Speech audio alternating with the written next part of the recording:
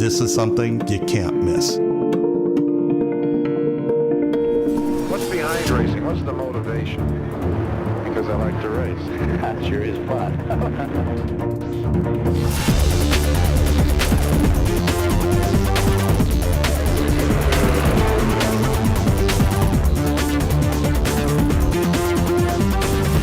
This will be a celebration of speed, past, present, and future.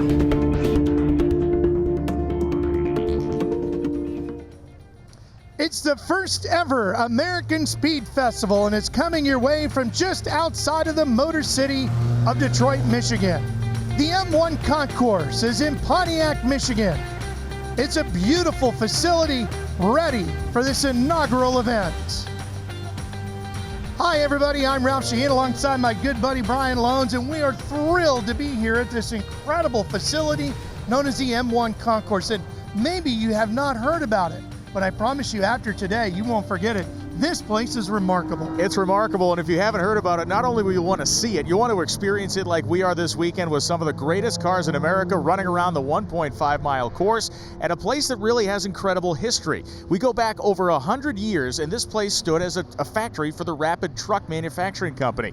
Back in 1908, Rapid Truck became part of General Motors. Fast forward to more than 100 years later, it becomes part of a group of racers that wanted to turn this into the facility that it is today. And in 2014, the M1 Concourse open with a 1.5-mile high-performance driving circuit, 250 garages, and a collection of automobiles the likes of which the world has never seen. Yeah, you better hurry up and grab your garage now because there's only, what, four left? Yeah. And we heard they sold one already this weekend, so maybe just 3.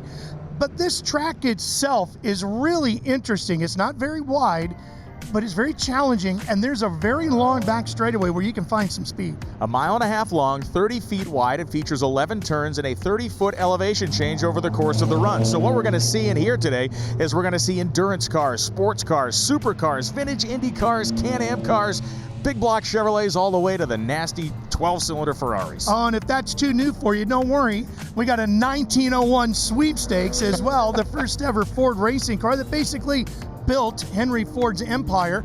That's here as well because they're about to celebrate their 120th anniversary of that car. And Ralph, if that's not enough, we're going to add guests and celebrity and historic racers. We're talking guys like Rick Knoop, we're talking David Hobbs, we're talking some of the great luminaries of the American road racing scene, whether it's stock cars, endurance racing, you name it. It is going to be fantastic here at the M1 Concourse. Nate Dreyer is the third member of our broadcast team today. He has great history on basically everything that's going around this racetrack, and well, he's going to help you and I navigate this whole program. Absolutely. He's going to be with us all day long. Hannah Lopa is going to join us as well. Hi, Hannah. You ready for the day? Good morning, guys. It is a beautiful day. I will be here trackside all day long. You can see our supercars have gone out and they sound incredible. So I'm going to be here to bring you the sights and sounds and hopefully talk to some of these drivers throughout today and introduce them to you and introduce, some of these cars. There's such a wide variety of cars out here. It's really been such an incredible overall experience, not only for car collectors, race enthusiasts, and just fans. This event is open to the general public, and it's the first of its kind here at M1 Concourse.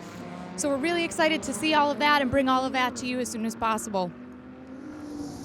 Well, thank you, Hannah. Yeah, we're really looking forward to it. We hope to have a huge crowd out here today. A nice group of fans out watching the action yesterday. Brian, I don't think I've seen a racetrack anywhere in the world where the fans can get as close to the action as you can here at M1 Concourse. You're absolutely right, and what they're going to see over the course of this day is a series of run groups. Now, right now we have our supercar group out there. We have everything from this SRT10 Viper being chased by a McLaren, which is being chased by a Ford GT. Nate, this is the type of stuff that people dream about seeing in person. Absolutely, and what this is this is the culmination of we're going to get to see so many great race cars throughout the day. This group to start our day helps show where this technology has taken us to some of the ultimate road cars that you have on the road today. The noise and the sound of this group, and that's one of the things we're going to talk about all day, and we'll give you opportunities for us to clam up and listen to some of this great noise. But we're talking about a V10 in the Viper. We're talking about roughly a 4-liter turbocharged V8 for the McLaren, and oh, by the way, a 3.5-liter twin turbocharged V6 in the midsection of that Ford GT. Yeah, I was just going to say, you get done looking at the Viper and the McLaren, you get a Ford GT. You want your stuff a little bit more exotic? right behind it, you get a LaFerrari running behind this guy here. And what's really cool is getting to see the active aerodynamics in action too, like you just saw there. We're going to take a quick break here. The American Speed Festival on Speed Sport is brought to you by Reliable, vehicles taken seriously, and by Meguiar's. Every ride matters. These are a special breed. They are pampered like new babies, fretted over, fussed over, constantly attended to, then subjected to the most violent kind of testing, weekend after grueling weekend.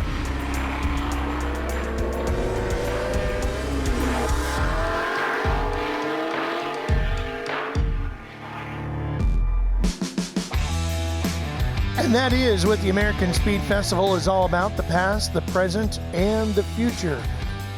Welcome back to Speed Sports coverage of the American Speed Festival from the M1 Concourse.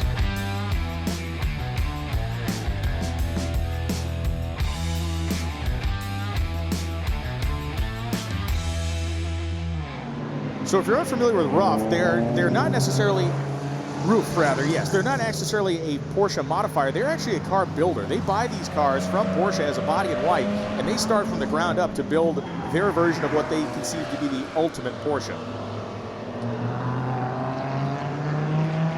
And the thing about the Ruf Porsches, you didn't see a lot of wide body cars.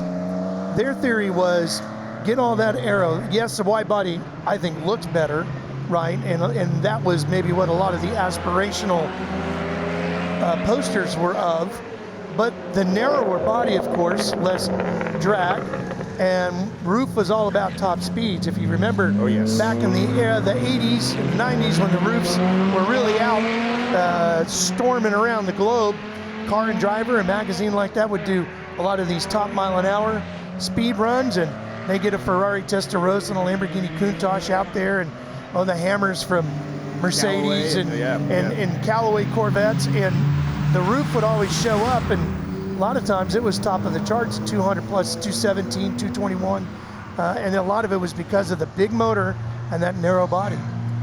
That is one of two of this particular model Ruf in the United States, period.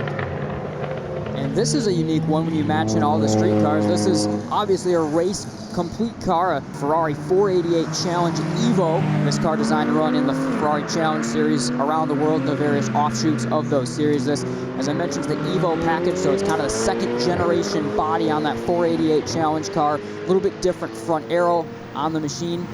I was looking at earlier, kind of interesting way they use the air inlets on the front to actually almost turn into a single piece dive plane as well, that's kind of utilizing both to scoop the air into the car as well as being utilized as a dive plane on the front of the car. So an interesting car, and interesting to see that race car out here along with many of the other street cars around it. And the Ferrari Challenge cars are interesting in unto themselves, because as Ferrari does tend to update things like aero, they will actually allow owners of older cars can buy the body kits to keep current. So beautiful to see the Ferrari Challenge car out here, and certainly the driver getting expert tutelage from Rick Newt. Johnny O'Connell also an instructor here at M1 Concourse. And as the checker flag has come out. Yeah, the checker's going to end this session. Every group will run twice today, and throughout the course of the day, you're going to see Hannah Lopa. Hi, Hannah.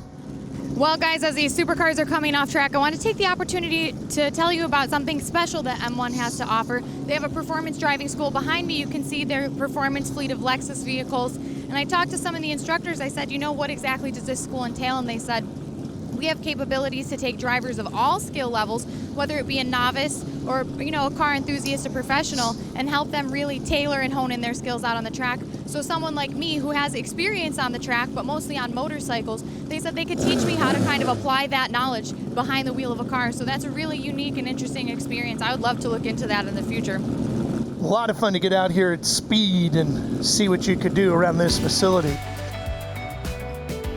Stay with us. We'll have a lot more from the American Speed Festival, brought to you by Speed Sport.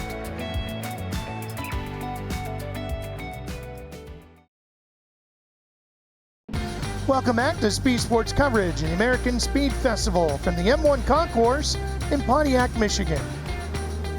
You saw some of the present and the future in our last grouping. This is Group 5, known as Featured category.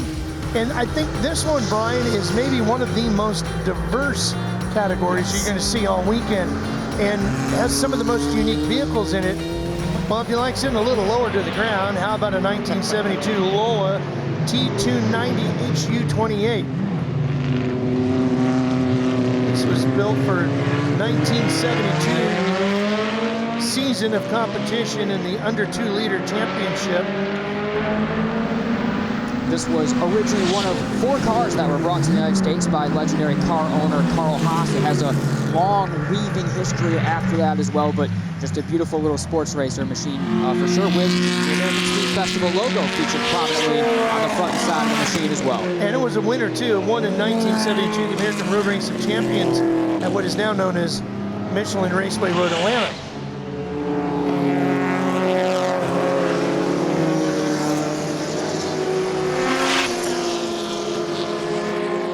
And here's something that is extremely different, Nate, is what would be considered a time attack or track attack car. Yeah, for sure. This is a car, one of actually a couple Subarus like this that are track attack type cars. This may be the more aggressive of the machines. Massive rear wing, massive front aerodynamics. Also, you can see that massive rear diffuser off the back of the car. These are cars that are built pretty much unlimited to what you want within these different classes, and the goal is to set the fastest lap time you can, and this is a very raw version of what that can be.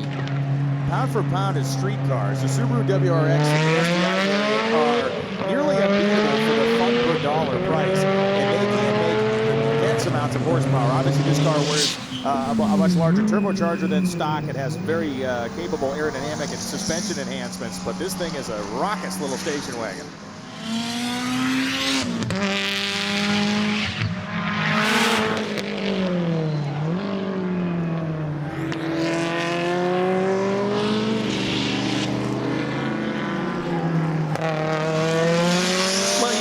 About how the LaFerrari and the Ford GT and McLaren are aspirational cars for certain generations. There's a whole nother generation that for them, this is what they want. This is what they dream of. The Fast and the Furious.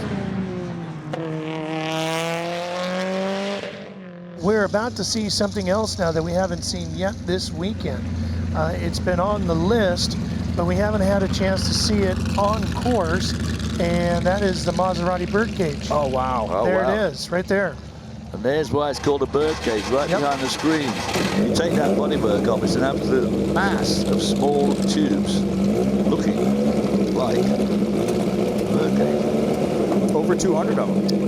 And it was kind of a harbinger of things to come in terms of what race car construction would be, because at this time in history, most cars of this style had a big kind of undercut, a big backbone underneath them, whether it was a big central tube or a couple of big central tubes. And this was a lightweight car, a couple of liters of engine. Beautiful. Won the Nürburgring 1,000 kilometers in 60. With Dan Gurney driving with Lucky Kazman. I believe so. Stuff. I seem to remember Sterling driving these a lot. He was the original. He was the test driver. He sorted this car out. The first one they built that he took out and raced, he brought it back in, and they had failures in several of the tubes. And again, this was a whole new kind of genre to construct a race car. They actually changed the form of steel they were using, chromoly. They moved to get the right strength. But it is neat that Sterling Moss shook these cars down. Yeah. Well, Carroll Shelby also, one of the more notable drivers of these cars. I think really towards the end of his driving career was in one of these before moving into obviously many other important things throughout the rest of his life. One of these cars, among others, a Maserati TC12 I think was involved as well, but it wasn't a race that this car won. It was actually a race that this car lost in 1959 at Lime Rock Park. That was one of the most famous road races ever held in America. It was a Formula Libre style event, which meant anything could show up. The event had a big cash prize, which was fairly rare at the time. And a guy named Roger Ward, who had won the Indy 500 twice, or would go on to win the Indy 500 twice, showed up in a midget. And at Lime Rock Park, in a single-speed midget, Roger Ward beat the best sports cars in America, only because it was on that very short course, including a Maserati birdcage, to conduct probably the upset of all time.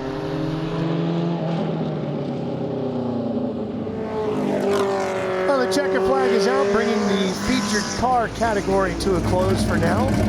More to come from the M1 Concourse right after these words.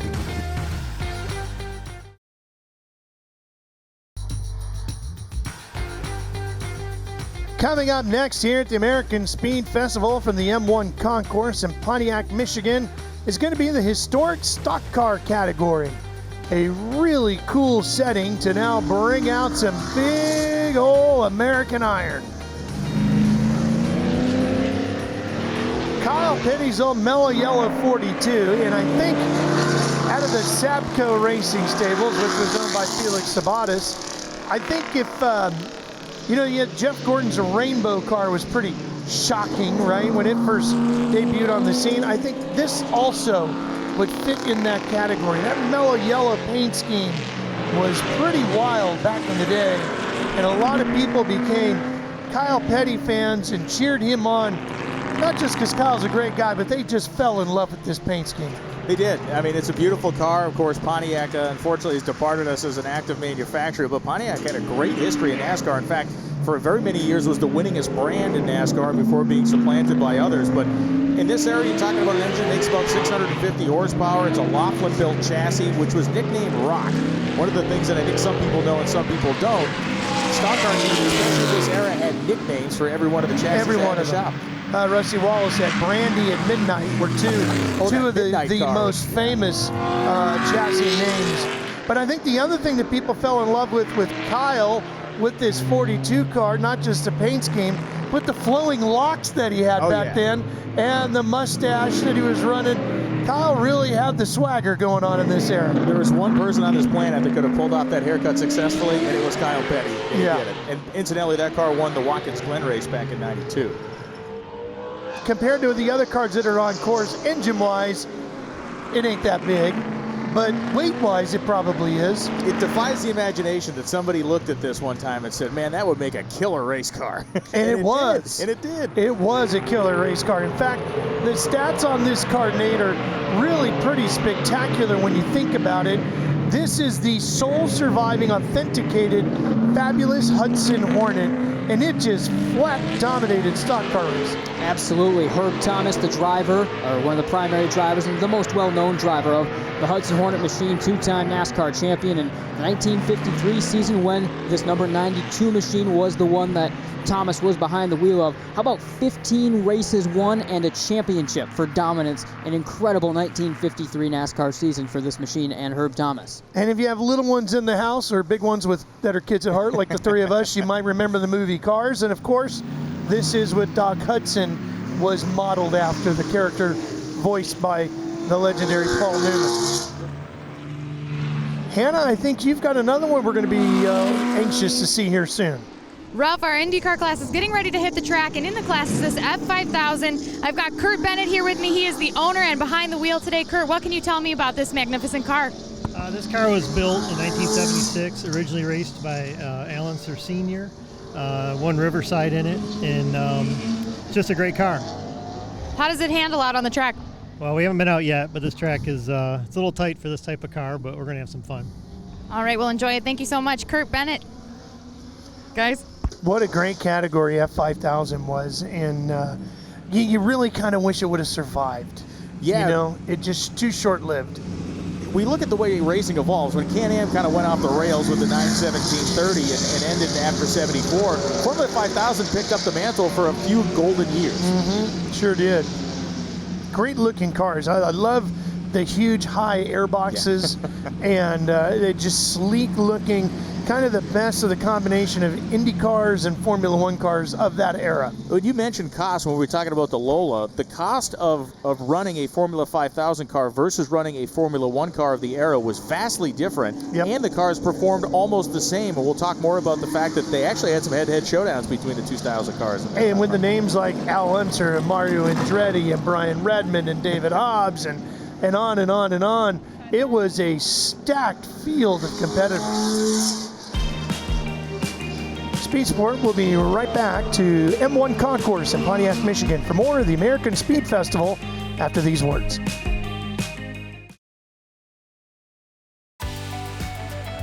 The American Speed Festival on Speed Sport is brought to you by Maker's Mark, meticulously crafted bourbon, and by Tito's Handmade Vodka.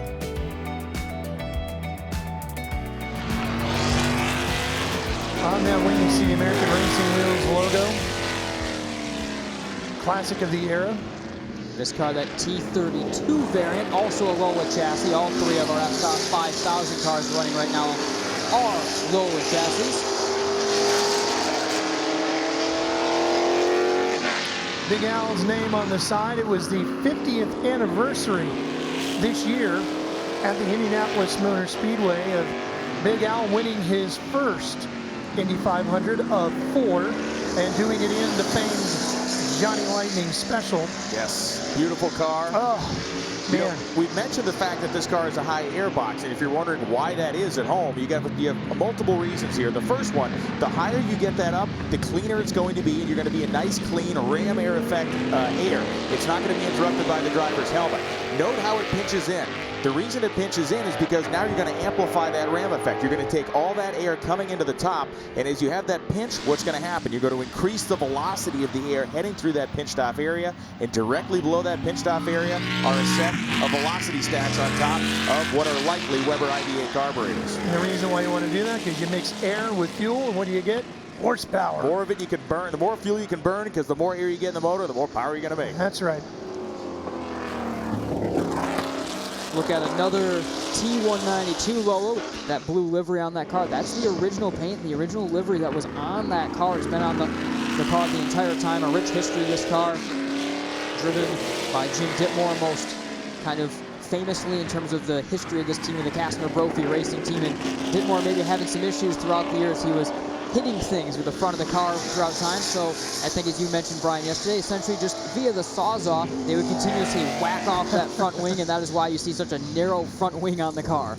You know, I think if you're looking to get into an open wheel category in vintage car racing or exhibitions, Formula 5000 is really a tremendous category to get into.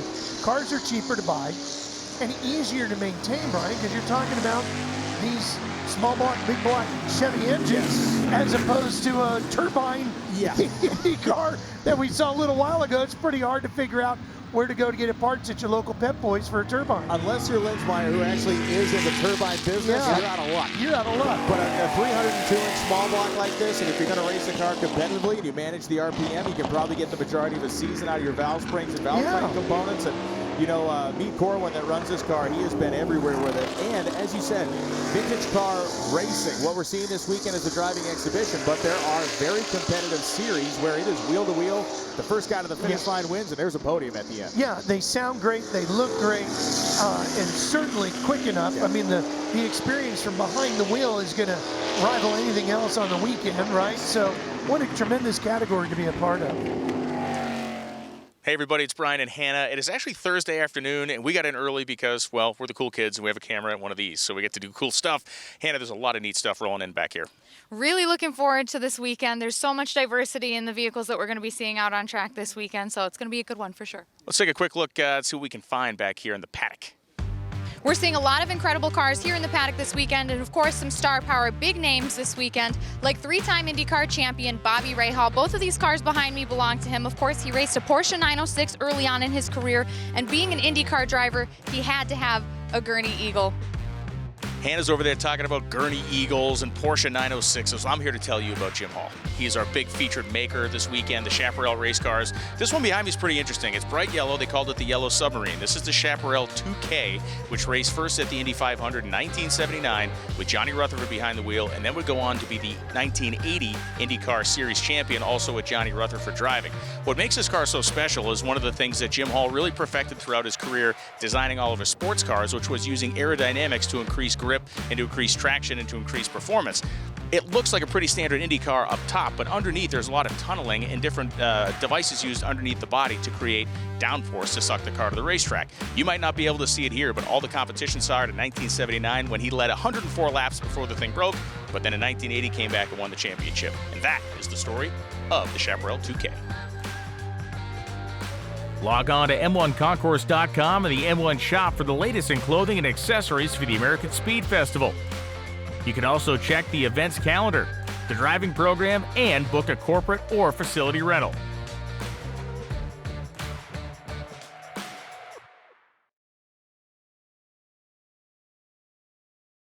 Back here at the American Speed Festival, there's a look at some of the garages.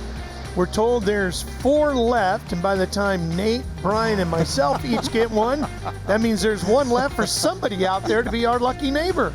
I mean, this is an 87-acre kind of Shangri-La of speed, of automotive culture. Ooh, Shangri-La of speed. We got to that. do something. This guy, Nate's over here raising the game with the vocabulary, so I'm trying. I like Shangri-La of speed. That's good. One of the things I've learned here the last day or two being on the property is the great level of camaraderie and community that exists among the garage owners.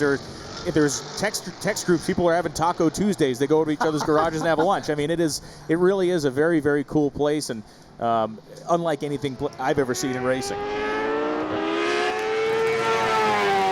We're watching this car now, which is extremely fast. Staudiker, the quickest car on a road course anywhere in Michigan. Yeah, holding the track record at all 4, right, Nick? Yeah, all 4 across Michigan, including both directions here at the M1 Concourse circuit. And you look at the tracks across Michigan, our road courses as well. I'm from Michigan, so I have some experience at a lot of them, and you've got some different looks and feels, but especially the one thing that ties them together is they're very moving, and some of them are pretty hilly type racetracks, so it takes a lot of commitment, a lot of downforce, and that's exactly what John Finstrom, the former NHL player, in his Staudiker brings to the table as you see him whip by one of those radicals.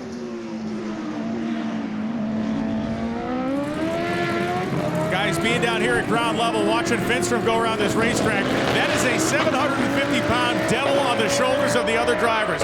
Nobody has been pushing their stuff as fast as when he has come around them. We're starting to hear that LMP1 car start to breathe heavy a little bit because that guy got showed up by Finstrom a couple minutes ago. I know it's not a race, but my goodness, standing down here, it certainly feels like one.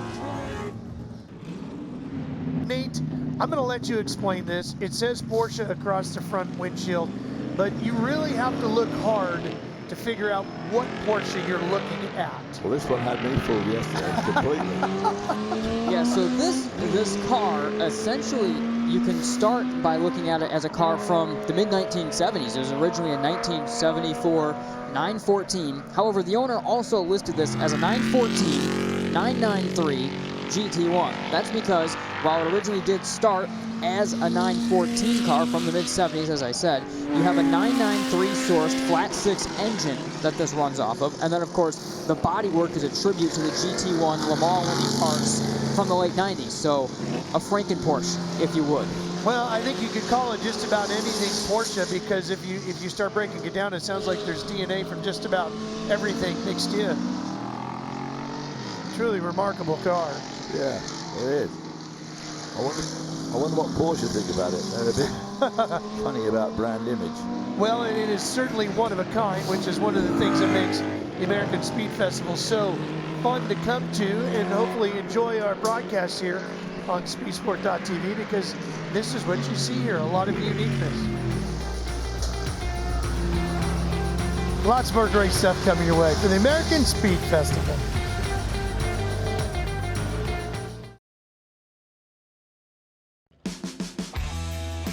Welcome back to Speed Sports coverage of the American Speed Festival from the M1 Concourse.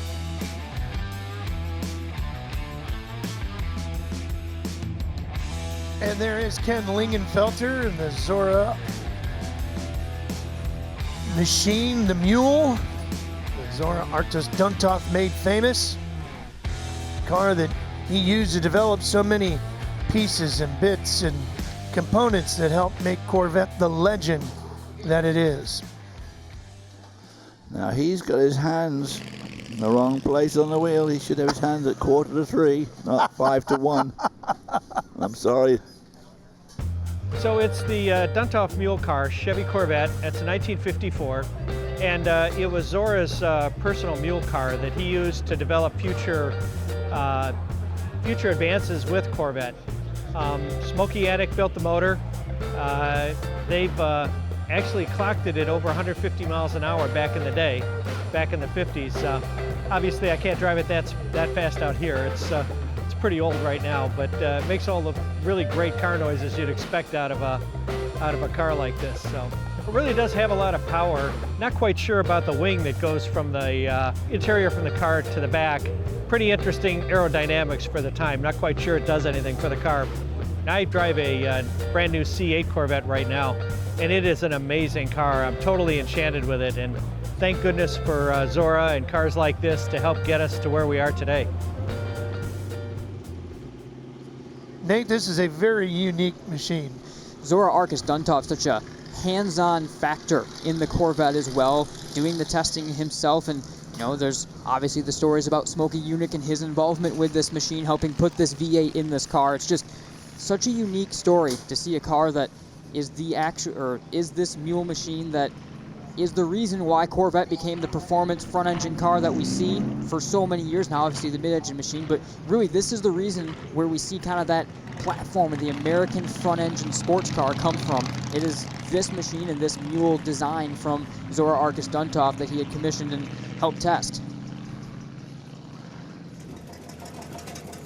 Hannah is going to go out on the course as well in the 1901 sweepstakes. All right, here we go. The roar of the motor. Yes, which is about to celebrate its 120th birthday in just a couple of days, Brian, and on the 10th of October.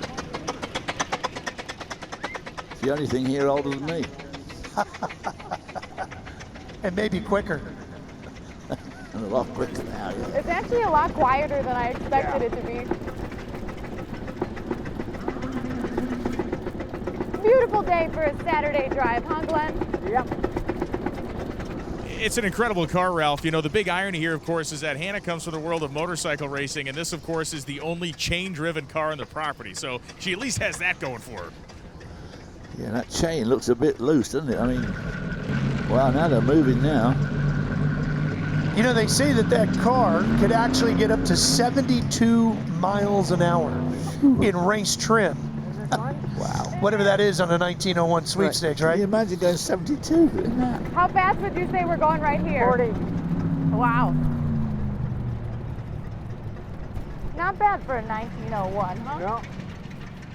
So what do you think's more dangerous, going 230 down the Mulsanne in the rain at night, or doing 72 on that thing? To God, I would say doing 72 on this. You don't have a lot of protection, do you? Things go wrong.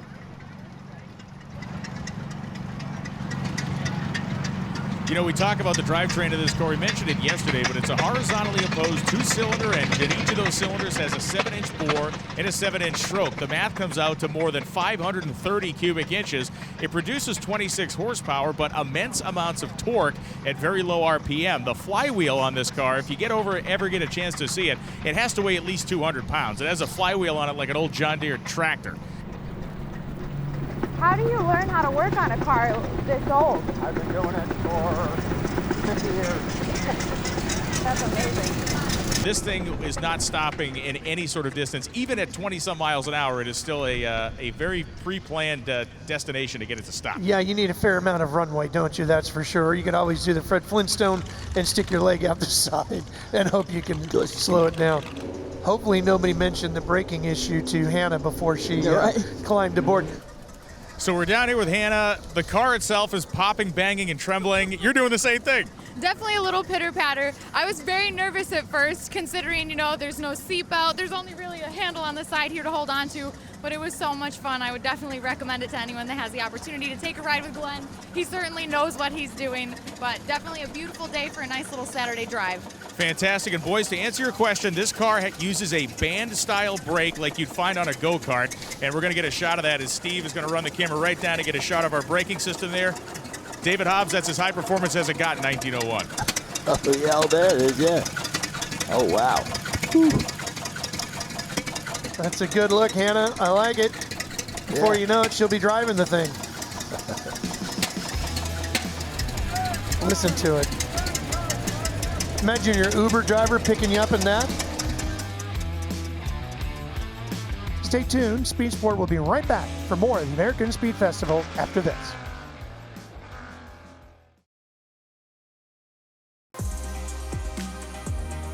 Welcome back to more of Speed Sports coverage of the American Speed Festival.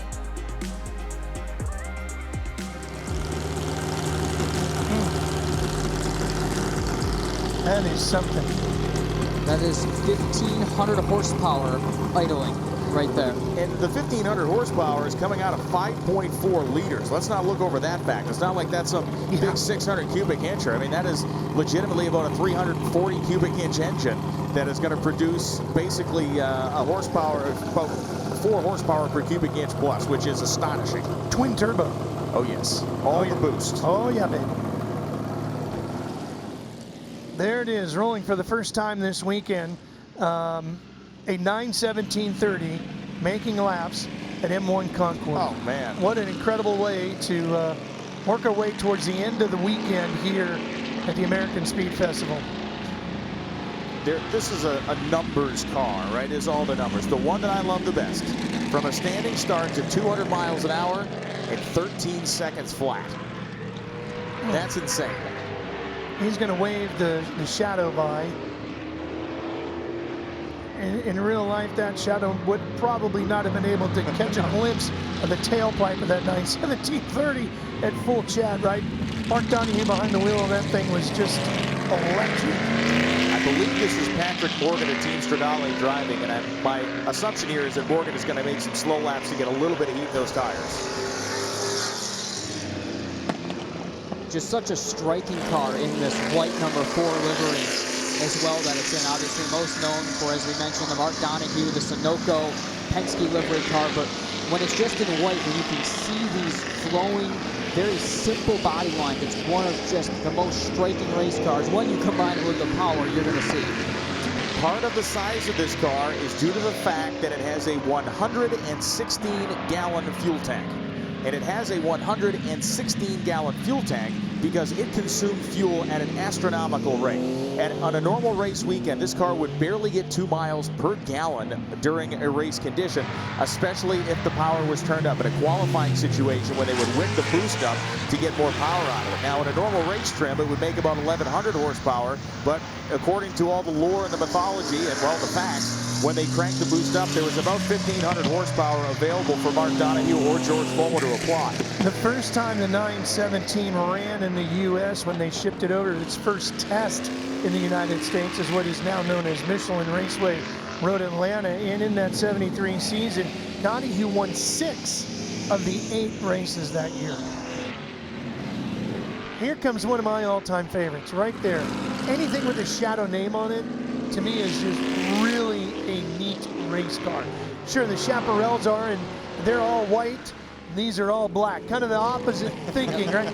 And Don Nichols at the Shadow company was the Jim Hall of Shadow, if you will. And boy, he was another very creative, very secretive type of individual. Right? The car name lived up to the entire environment that surrounded the team. Well, and he was a decorated Army captain who many wondered if he was a spy because he had actually served in the military and then got out of it and then got back in, but never would really tell everybody what he was doing. They would ask him, so, hey, Don, how's things? Well, you know, just kind of doing my thing, and he would be off running around doing all sorts of stuff. So when he got into the racing, he took all of that mystery and incorporated it into the race cars, hence the logos. You see the spy with the cloak and the hat as the logo for the Shadow team, and the nickname Shadow because everything was very dark and mysterious around the organization. And a lot of people wondered, did he work for the CIA or some other, branch of the military like that, maybe MI6 or something, that James Bond type of thing. Only in racing do we manage to have those kind of stories. It's a fantastic, fantastic story. The American Speed Festival on Speed Sport has been brought to you by Champion. Over 100 years of performance. By Lexus. Experience amazing. And by Dodge. Horsepower is our superpower.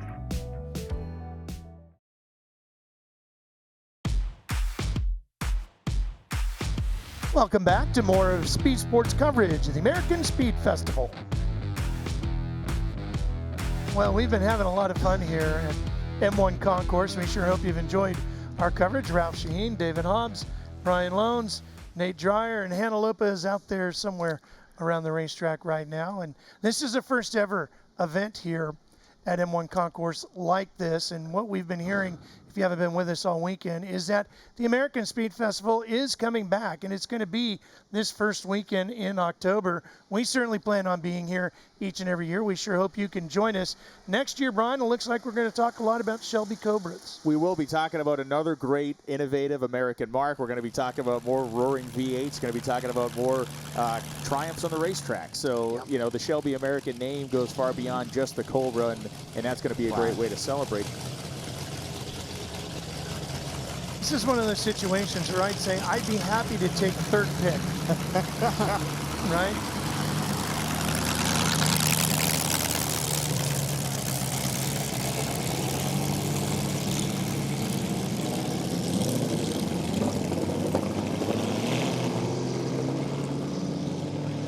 Man, that looks cool. Now those wings became very popular in Formula One. So the big shunts in Spain, in the Spanish Grand Prix, when they were banned. But the way Jim had done it, of course, they were actually very, very well done. They were strong. We saw them apart here the other day when they were putting them all together. And you realize a lot of thought had gone into putting those wings together, and that they were very strong and they weren't going to break. And I don't think they ever had one break ever. When you talk about the high wing era of Formula One racing, of course, the incredible consideration of weight in those cars and the fear of extra weight meant that the uprights of those wings were like spaghetti strands. Yes, so exactly. Now, a modern Formula One car, of course, if you put it in a tunnel, you could just drive it up onto the roof and you could drive down the roof. Stick to the ceiling, right? Yeah. Yeah. Interesting still to see, when you talk about the wing, still the basic nature of its design, and that's probably part of that lower downforce level. We think, obviously, no gurney flap at the back of these wings, no end plates, obviously, even just the straight wing design across, all part of it, but the wing is movable. Well, of course, I mean, these are a pretty basic wing to modern wing. Yes. You see the front wing on a modern Formula One car is an absolute work of art. It is. Of course, they're about $150,000 each, which they break off every practice session practically. So these wings, as a very basic wing, I mean, it's just taken like an airplane wing and stuck on the two stalks. The modern wings, of course, just develop thousands of pounds of downforce. All the different elements, and you know, exactly. The end plates, the elements, the vane twirlers to keep the air going over it. I mean, all sorts of incredible stuff.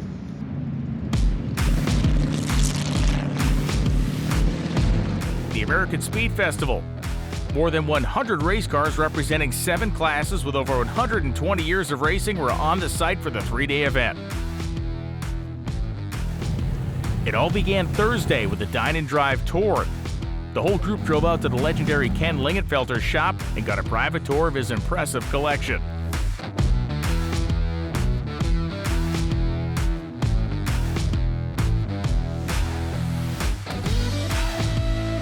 Then it was on to the Automotive Hall of Fame for a strolling lunch.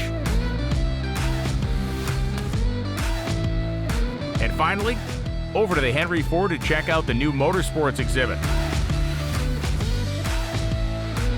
Afterwards, the group returned to the M1 Concourse for the Motor Grill and the kickoff party for the American Speed Festival.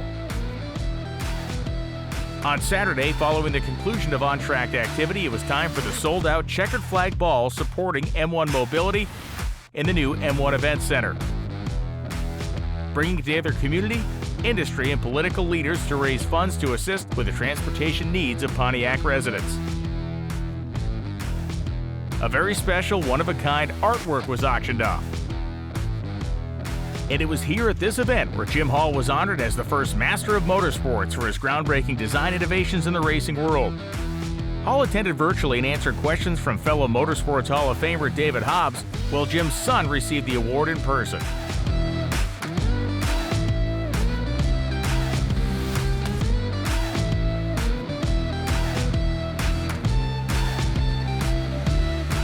Thanks for tuning in to the inaugural American Speed Festival at the M1 Concourse in Pontiac, Michigan. Start making plans for next year's event from September 29th to October 2nd, 2022, as it will mark a celebration of the 60th anniversary of Shelby American.